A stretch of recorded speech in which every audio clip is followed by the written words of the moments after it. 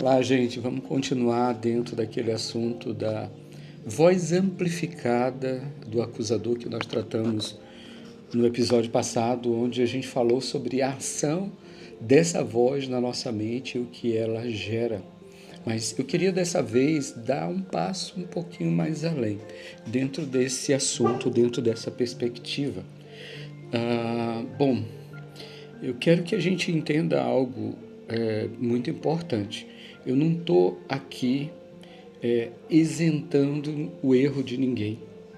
Eu não estou aqui querendo jogar panos quentes em cima do erro de qualquer pessoa, não, de forma nenhuma, tá?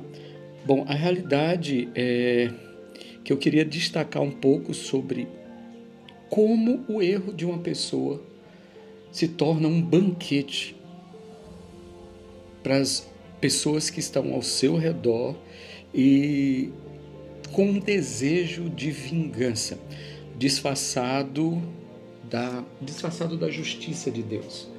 Então, muitas das vezes a gente está envolvido nessa situação, ou de um lado ou do outro, ou como espectador, ou como alguém que está ali curioso só para ver o que é que vai acontecer.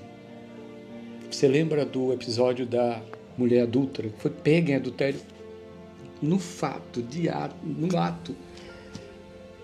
Bom, ali a gente, se você conhece essa história, você sabe todo o desenrolar dela. Bom, vamos lá. Qual é o papel de Satanás? Qual é a principal ação de Satanás, como a gente já viu no episódio passado, em Apocalipse? Fala que ele acusa, ele aponta o dedo, ele gera culpa, medo, vergonha, isolamento e afasta a pessoa para uma possível restauração, cura ou libertação. Essa é a ação dele. Ele não quer de forma nenhuma que aquela pessoa encontre o caminho de volta, que é o caminho do arrependimento. Esse caminho é muito difícil de se andar. Esse caminho é muito complicado de se andar, principalmente se você está em um caminho onde existem armadilhas como essa, de acusação, de julgamento, de dedos apontando e de pedras preparadas para serem lançadas. Como é que se dá essa amplificação humana agora, né? Não a amplificação da voz do acusador, mas a amplificação humana. O que acontece quando nós usamos a queda de alguém para expor, para pisar, para humilhar, destruir, diretamente nós assumimos esse papel que é só de Satanás. Nós recebemos essa vestimenta de o acusador. Literalmente, você se coloca no lugar dele, como aquele que vai só apontar o dedo, julgar e se levantar contra aquelas pessoas envolvidas naquelas situações. Qual é o alerta que eu queria deixar aqui em relação a isso? Quem age com o espírito de vingança, fofoca, em cima do erro alheio, ele não está defendendo de forma nenhuma a justiça de Deus. Ele está agindo como um porta-voz do acusador. Como eu falei agora há pouco, ele está vestindo essa roupa de acusação. Ele está trazendo sobre ele essa cobertura. Isso é muito sério também. Mais uma vez enfatizando, eu não quero lançar panos quentes no erro de uma pessoa, porque esse não é o foco desse podcast, desse assunto, mas da voz amplificada do inimigo, que é algo que às vezes a gente não se atenta tanto quando a gente está envolvido numa situação, ou às vezes até quando a gente está de espectador em uma situação que aconteceu com alguém próximo de nós. Bom, o que é que o mundo geralmente faz? O que é que a pessoa, digamos, natural ou carnal, ela costuma fazer?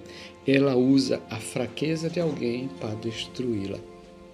Ela aproveita esse momento para gerar constrangimento e culpa. com uma pseudo-justiça de Deus. Isso é muito importante. O que um homem, uma mulher que se está na posição de ser uma pessoa espiritual, ela faz, ela deveria fazer. Jesus não ignora o erro de forma nenhuma, e nós também não devemos ignorar o erro de alguém. Mas, por um outro lado, nós não temos a autoridade dada por Deus de lançar pedras. Essa autoridade não foi dada a nós e não é a nossa conduta nem a nossa posição em relação ao erro de alguém. Jesus afasta os acusadores e foca na restauração. E ele dá uma palavra: vai, não peques mais. Mas ele também diz outra coisa: onde estão os teus acusadores? E ele se coloca na posição de um deles, que é mais impressionante. E ele fala: nem eu estou aqui para te acusar. Vai e não peques mais. Qual é a grande barreira à restauração? É mostrar que a acusação implacável das pessoas não ajuda ninguém a mudar. Pelo contrário, empurra a pessoa para mais longe desse caminho de restauração, muitas das vezes pela culpa e pela vergonha. O peso da vergonha, em muitos casos, dependendo de como a pessoa esteja emocionalmente, é insuportável e ela pode cometer algo contra a sua própria vida. Eu já acompanhei uma pessoa que passou por isso, né? Pela misericórdia de Deus, não teve sucesso quando ele tentou um suicídio, mas ficou muito, muito, muito fragilizado emocionalmente. Hoje eu não tenho mais contato com essa pessoa. Eu queria deixar essa reflexão para nós, eu queria que a gente pensasse sobre isso e que Deus nos ajudasse a não ser uma voz de condenação, mas uma voz de restauração na vida das pessoas. Se você não tem essa habilidade, ou se você não está disposto a ser esse instrumento de restauração, pelo menos não condene, não julgue, não aponte o dedo, não lance a pedra, não exponha aquela pessoa para humilhação e destruição. Mas se você quer trazer luz sobre alguma situação, trate essa pessoa com dignidade, com respeito, porque a gente nem sabe se nós seremos o próximo. Para concluir, eu quero deixar uma frase do pastor Antônio Cirilo que eu ouvi há muito tempo atrás, quando nós estávamos juntos. Ele disse assim: quando ele escuta um homem de Deus ou uma mulher de Deus caindo em pecado, ele corre para o quarto dele e ele se ajoelha, porque talvez ele possa ser o próximo.